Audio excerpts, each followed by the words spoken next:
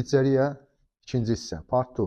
Əlbəttə ki, biz 6-cı məqamda qalmışdıq. Bu, personal və təlimlərdir. Əlbəttə, bütün həm mətbəxdə, həm zalda işləyən personal mütləq halda bütün sanitariya, gigiyena qaydalarına hamısını riayət etməlidir. Hətta belə kuryerlər belə aparışda onların qonaqlarla davranışı belə təlimlər alınmalıdır.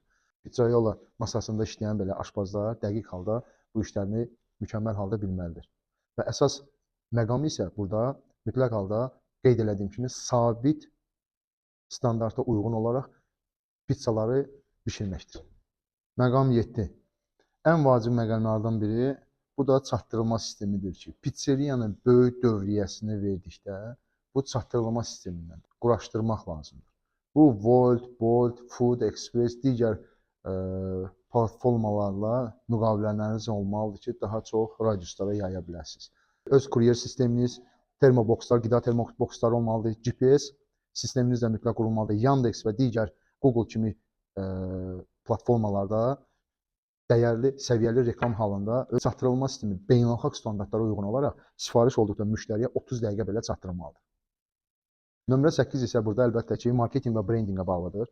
Şeflər daima TikTok və Instagramda belə aktiv halda yemək bişirməni, pizzanın hazırlanması, xəmiri izahlı belə etsə daha yaxşı olardı və bu çəkilişlər hamısı mütləq halında səviyyəli, keyfiyyətli halda çəkilməlidir. Fotogenik olsa daha yaxşı olardı.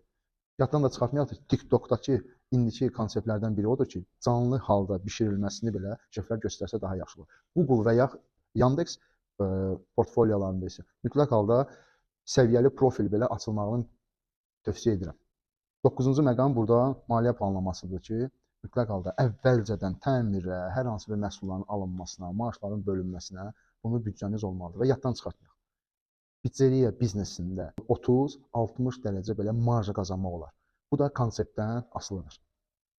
10-cu məqam isə əlbəttə ki, gigiyena və onlara olan lisenziyalar, bunu yaddan çıxartmayaq.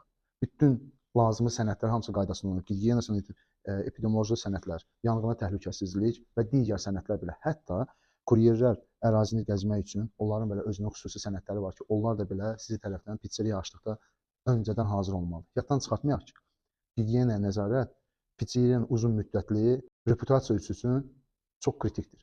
Hamıya uğurlu pizzeriya layihəsi arzu edirəm. Daha maraqlı və ətraflı məlumatlar almaq üçün bizim TikTok, Instagram və YouTube kanalımızı izləməyinizi davam edəsiniz.